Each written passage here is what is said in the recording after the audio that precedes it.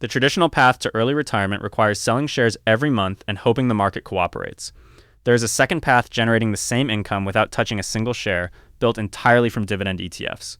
Here's the math behind how it works and what it actually takes. The distinction between these two approaches matters most for early retirees, specifically because early retirement can last 50 years, not the 30 years that most retirement research is built around.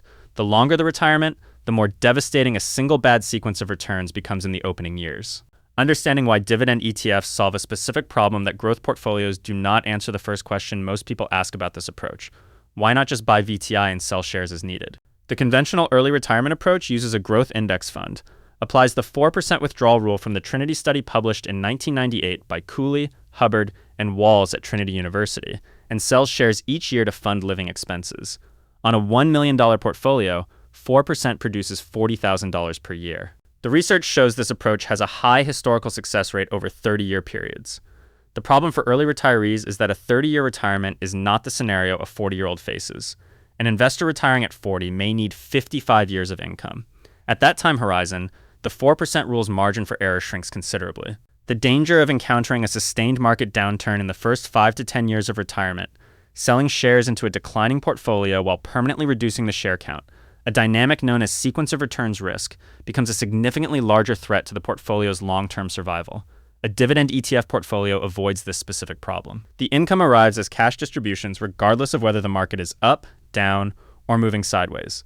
The investor does not sell shares to fund expenses. The share count stays intact through bear markets. The portfolio can decline in price significantly without triggering a permanent reduction in the investor's income-generating capacity, because that capacity comes from dividend payments rather than asset liquidation. The math starts with one calculation. Annual expenses divided by the portfolio's blended dividend yield equals the portfolio size required to fund those expenses from dividend income alone, without selling a single share. For an investor needing $50,000 per year in living expenses, at a blended portfolio yield of 5%, the required portfolio is $1 million. At 4% yield, the required portfolio is $1,250,000. At 3% yield, $1,667,000.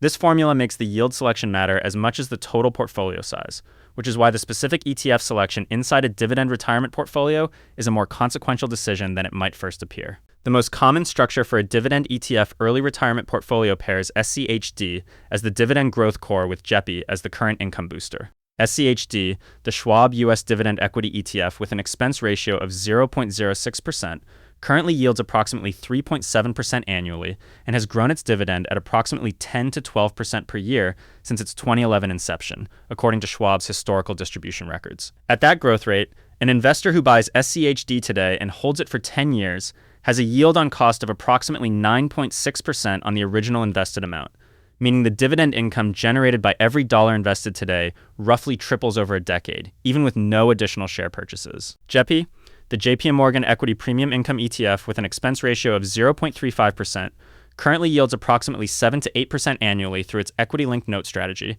and pays that income monthly rather than quarterly.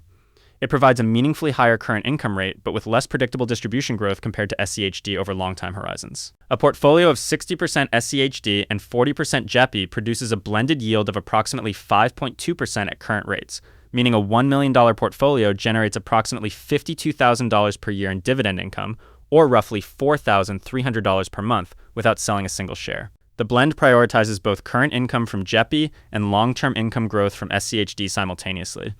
Getting to $1 million in this portfolio requires understanding what consistent contributions actually build over a realistic time horizon. An investor contributing $2,000 per month into a combined SCHD and JEPI allocation at a blended historical total return of approximately 9 to 10% annually would accumulate roughly $1,375,000 over 20 years, based on standard compound interest calculations at that contribution rate and return assumption. That portfolio at a 5% blended yield generates approximately $68,000 per year in annual dividend income, or just under $5,700 per month, without touching the principal.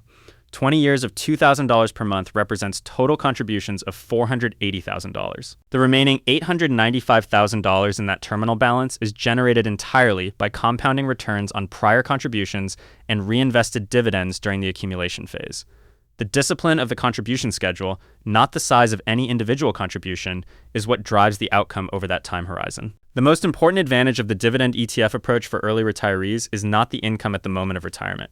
It is the income trajectory after retirement begins. Because SCHD's dividend has historically grown at approximately 10% annually, the $52,000 per year a $1 million portfolio generates at a 5% blended yield does not remain fixed at $52,000. At 10% annual dividend growth on the SCHD portion of the portfolio, the income in year 5 of retirement is approximately $64,000, and in year 10 it is approximately $83,000 without any additional contributions or share purchases. The income stream grows through retirement rather than being drawn down against it, which is the structural characteristic that addresses the 50-year retirement time horizon the traditional 4% withdrawal rule was not designed to handle.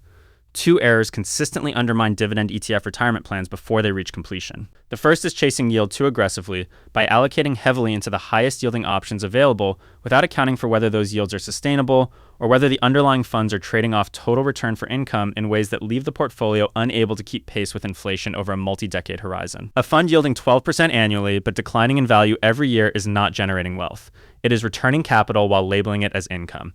The second mistake is treating dividend income as fixed and building a spending plan that depends on a specific monthly payment without any buffer for distribution variability. JEPI's monthly distributions fluctuate with options market conditions and can decline meaningfully during low volatility periods. Building a lifestyle that can accommodate a 15 to 20% reduction in monthly income without requiring share sales is the operational buffer that separates a sustainable dividend retirement from one that eventually forces the investor back to liquidating assets during the worst possible market conditions. The dividend ETF path to early retirement does not require the highest yield available. It requires the right yield at the right growth rate, held long enough for compounding to close the gap between today's income and the income needed to fund the next 50 years without ever selling the underlying assets that generate it. If this breakdown helped, you see what the math actually looks like for building toward a dividend-funded retirement, subscribe, because every week we run the full numbers on the financial strategies that most people want to understand but rarely see explained with actual data.